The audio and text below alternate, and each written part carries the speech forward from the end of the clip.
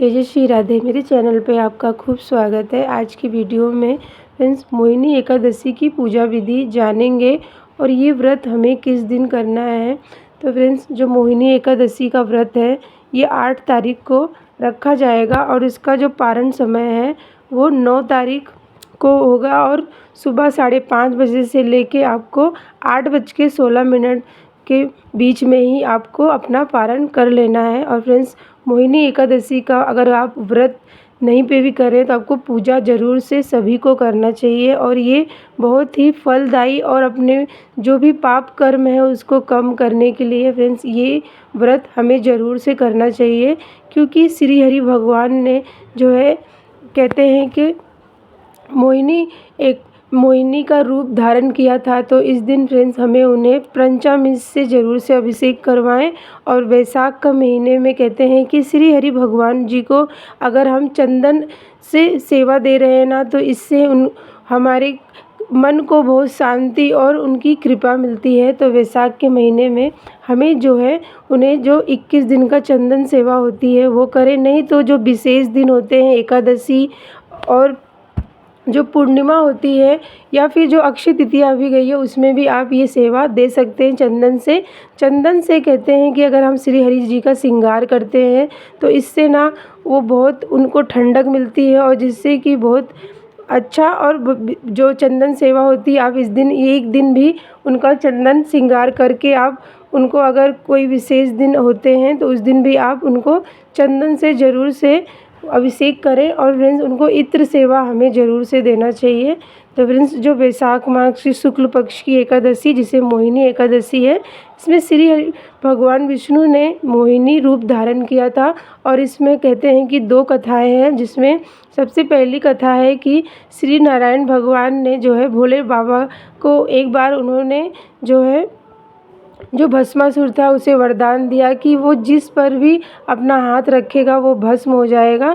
तो भस्मासुर ने क्या किया कि वो पहले सोचा कि मैं भगवान से बोलता हूँ कि आपने मुझे ऐसे ही ये वरदान दे दिया, कभी इसका मैं उपयोग मतलब कैसे करूँगा। तो वो क्या किया, वो भगवान को ही भस्म करने के लिए सोचा। तो इससे भगवान भोलेनाथ भागे और एक जगह पे जाके वो छिप गए। तो इसके लिए हमारे जो विष्णु भगवान है उन्होंने मोहिनी का रूप लिया और वहाँ पे उन्होंने भस्मासुर को, जब भस्मासुर ने उनको इस रूप में देखा तो वो उन पे मोहित हो गया।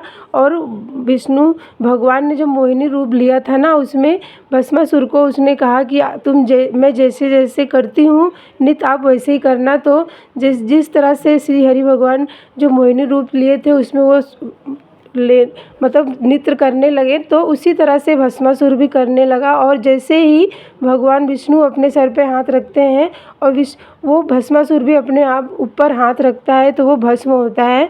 तो इस तरह की जो कथा है वो एक तो कथा ये है। और फ्रेंड्स इस दिन जो शिप्रा नदी है उसी में कहते हैं कि सबसे पहले जो गौ माता है, लक्ष्मी माता, कौड़ी, शंख, दक्षिणावर्ती शंख और जो हमारे धन्वंतरी भगवान हैं वो कलश लेके निकले थे। तो इसके लिए जो देवी देवता हैं और जो राक्षस थे वो इस अमृत का पान करने के लिए वहाँ पे थे। तो उसमें ये हुआ कि अगर जो राक्षस है इस अमृत को पा लेंगे तो वो अमर हो जाएंगे।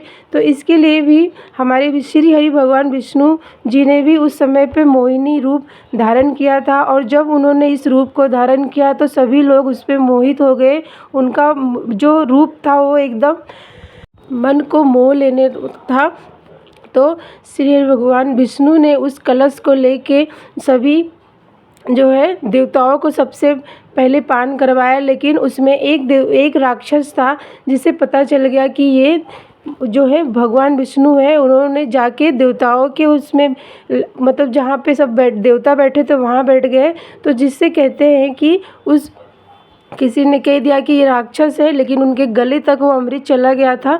तो श्री नारायण भगवान ने उनका जो है सुदर्शन चक्र से उनका गला काट दिया था। तो इसके लिए फ्रेंड्स इस दिन भी ये 2 कथाएँ हैं जिसे हम मोहिनी एकादशी की इस तरह से छोटी कथा बताई गई है। और इसी दिन से फ्रेंड्स जो है हमारे श्री हरि भगवान विष्णु है ना, इन्होंने जो है 2 ऐसी जो कथाएँ हैं उनको इस बारे में बताया गया है। तो फ्रेंड्स हमें मोहिनी एकादशी के दिन ज़रूर से हमें, अगर व्रत नहीं पे भी करते, अगर व्रत करते हैं तो ये बहुत ही उत्तम और फलदायी होता है हमारे जीवन की। हम जो भी परेशानी है वो ख़त्म होती है।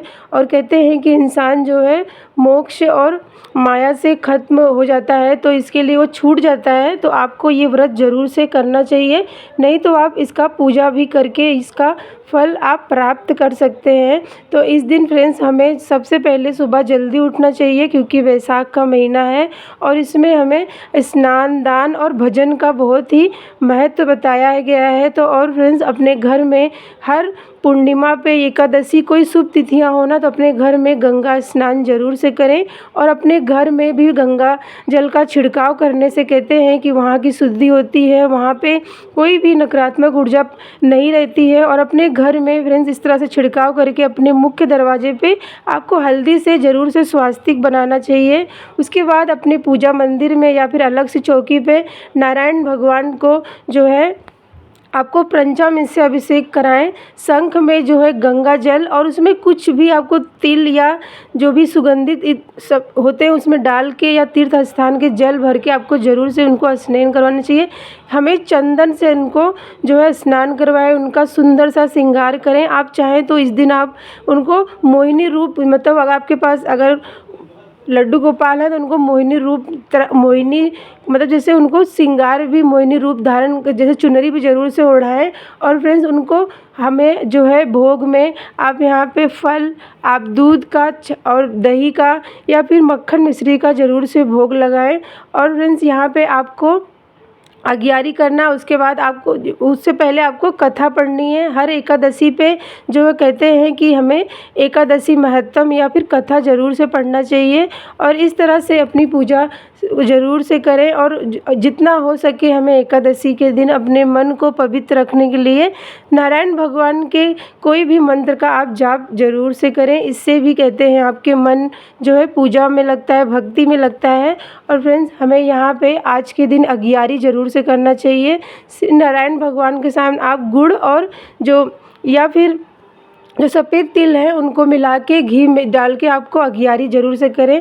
आज के दिन फ्रेंड्स आपको कहते हैं कि जो तुलसी की सूखी लकड़ी होती है उनका दीपक बना के आपको नारायण या लड्डू गोपाल जी का ज़रूर से हमें आरती करना चाहिए। आरती करने के बाद आप यहाँ पे दक्षिणा चढ़ाएं। दक्षिणा चढ़ाने से कहते हैं कि हमारी पूजा में कमी जो होती है वो पूरी होती है।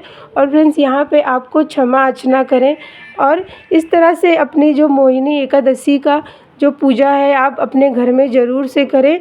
इस व्रत को और इस पूजन को करने से कहते हैं कि हमारे जो है पाप कर्म कम होते हैं, हमें जो है हमारे घर में सुख समृद्धि की प्राप्ति होती है, नारायण भगवान की कृपा होती है और हमारे घर में माँ लक्ष्मी का निवास होता है। तो एकादशी का व्रत करने से बहुत ही उत्तम स्वस्थ, जो हमारे जो शरीर अगर बहुत परेशान है, बीमारी में है या घर में कोई परेशान है, तो अगर इस व्रत को पूजा को करते हैं ना तो आपके घर से कहते हैं कि हम बीमारियां भी ख़त्म होती हैं। और फ्रेंड्स इस दिन कहते हैं जो मोहिनी एकादशी है ना, इसी दिन भगवान ने सभी को अमृत पान करवाया था। तो आप लड्डू गोपाल जी के पास एक छोटा सा जल से भरा हुआ कलश ज़रूर से रखें और उस जल को बाद में जो अपने घर में सभी को आप उसको अमृत की तरह पीने के लिए दें। तो इस तरह से हमें ये सेवा करनी है। फ्रेंड्स मैंने आपको यहाँ पे मोहिनी एकादशी की पूजा विधि बताई और उसका समय भी पारण का बताया। तो मिलती हूँ मैं फ्रेंड्स आपको अगली वीडियो में, तब तक के लिए जय जय श्री राधे।